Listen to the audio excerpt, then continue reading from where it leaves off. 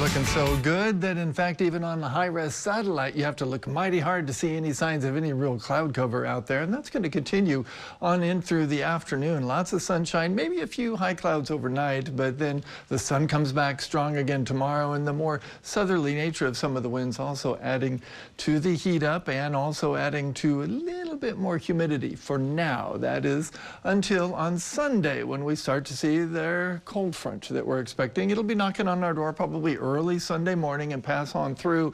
And as it does so, yeah, the winds will shift around, ushering in some drier air, maybe a shower, but chances are really slim. We're talking 10% or less, just not enough moisture ahead of this front for it to really play with and set off, and much in the way of rain. What we're going to be noticing mostly is that shift in the winds. The winds are going to start picking up quite a bit behind the front as well, and we're going to see the humidity levels begin to drop quite a bit. Now, here's what we're looking at temperature-wise. Saturday, yeah, it's going to be hot, almost summer-like. Then by Sunday, we're going to be doing good to push into the lower 80s before the coldest secondary push of air arrives a little bit later throughout the day Sunday, and then that's really going to lower things down to where Monday we're probably not even going to get out of the 60s across much of the valley. So Monday's going to be the cool day for sure behind that front. Also, the winds tomorrow or Sunday afternoon, we're looking at 35 to 40 mile per hour wind gusts along the coast, possibly not quite as bad inland, but it's still going to be breezy further inland as well. That combination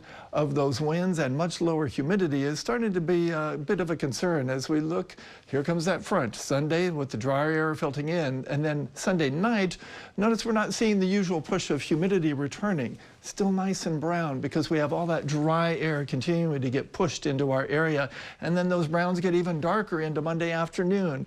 The humidity levels dropping maybe down to about 15% along with those winds, so we're looking at a fire weather watch that's been issued by the National Weather Service from Sunday morning until Monday evening. So if anything does spark, the conditions are ripe to see the spread of fire. So be careful with your burning. Just don't do it over the weekend. Looking hot but nice on Saturday. Looking pretty nice on Sunday, but it is going to be breezy. And then, yeah, we'll start that cooling off process as we head through the day, especially on Monday. But for today, look for the heat. Mid-90s out west, and yeah, the lower 90s, close to 90 for the eastern part of the valley. Then tonight, heading for those lower 60s, so it'll be clear and cool for the night.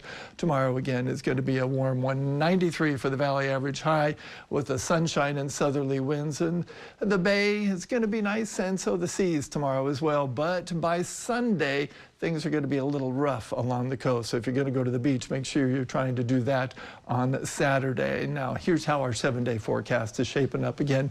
Looking good for the most part, but yeah, the winds and the cooler temperatures. And Tuesday morning, temperatures in the 40s, that'll get your attention. Grab those jackets for sure. Hopefully you didn't push them too far into the back of your closet. And our game of the week for high school football tonight is going to be the Battle of the Arroyo in San Benito. Looking good.